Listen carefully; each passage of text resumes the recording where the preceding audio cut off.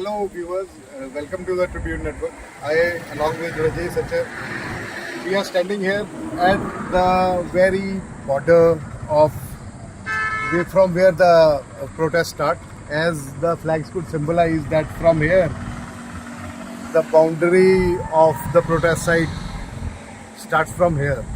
So behind me you could see the trolleys and the tents which have been put up by the farmers, and underneath this overbridge a barricade has been placed so that the cars could not or the vehicles could not move forward.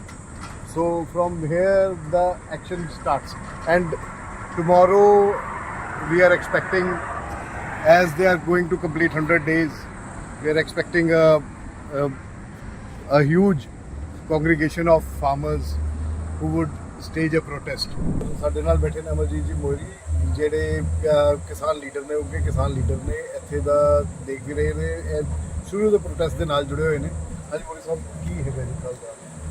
कल का जो हमारा programme है वो जहाँ हमारे आंदोलन को जहाँ बैठे हुए हमें 100 दिन पूरे हुए। इसमें जो भी संघर्ष के दौरान जिस तरह की कठिनाइयाँ आई, चलते इलेक्शन के अंदर जहाँ पर लोग डटे रहे इतनी मजबूती के साथ और अपने आंदोलन की हमारे की पहुँच पूरे देश दुनिया के अंदर गई, यहाँ सरकारों को और जो विपक्ष वाले लोगों को भी हमारे मुद्दे उठाने पर हमने मजबूर किया।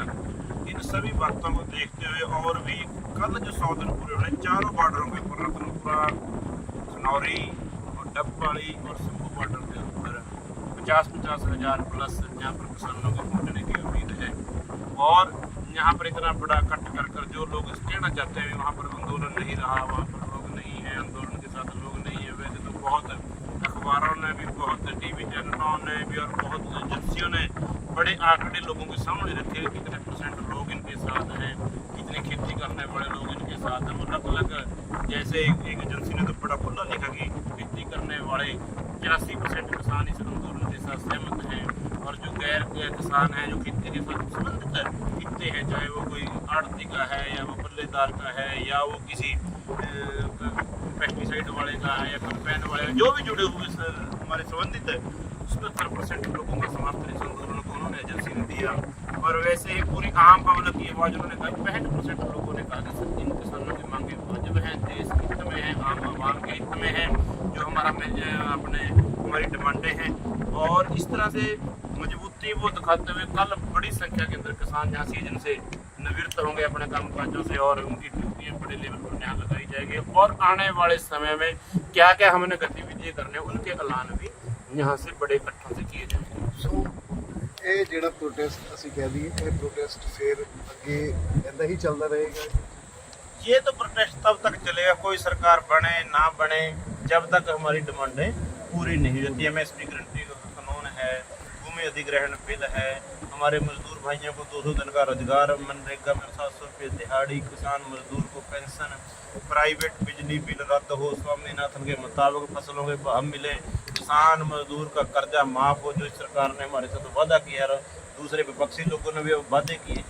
कोई भी सरकारें आए, हमारी जब तक डिमांडें पूरी नहीं होगी ये आंदोलन वैसे ही चलता है। अब आप जैसे इलेक्शन लास्ट लेग में आ गया है, हरियाणा का इलेक्शन का थोड़े दिन दूर है, तो थोड़े दिनों में आप देखें पंजाब में भी इलेक्शन है, सिर पे है।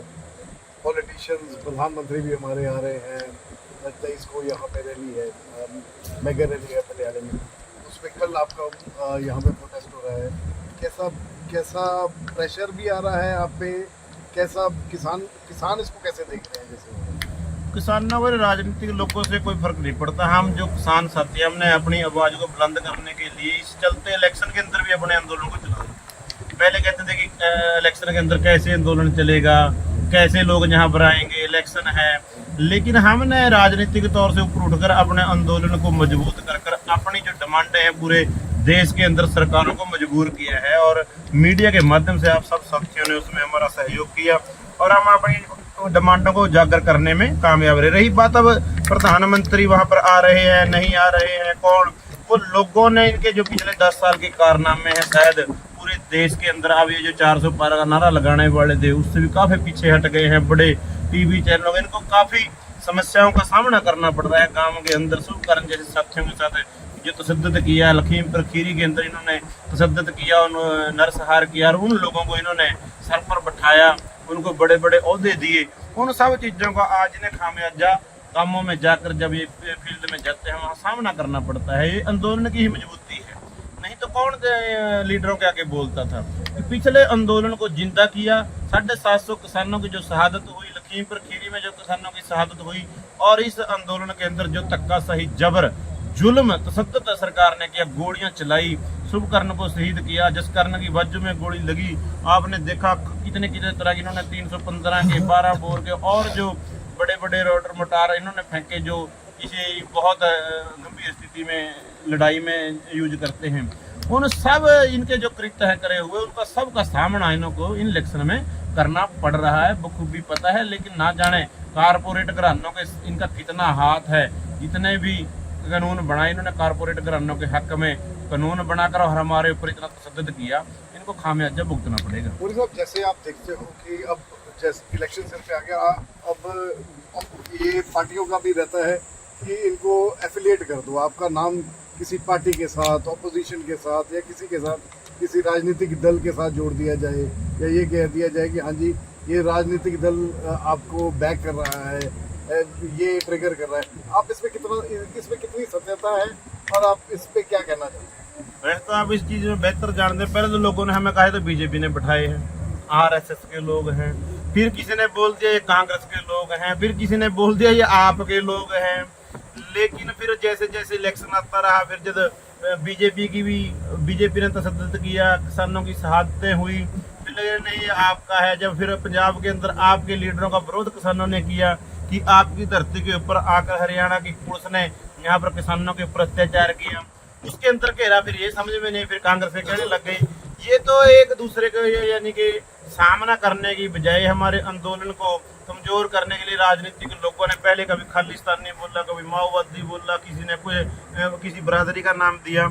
ये तो स्वाभाविक बातें हैं, चलती रहती है। लेकिन सब कुछ पता है, जो हमारा डिमांड चार्ट है, जो हमारी मांगे हैं, उसने तय करना है कि हम क्या है।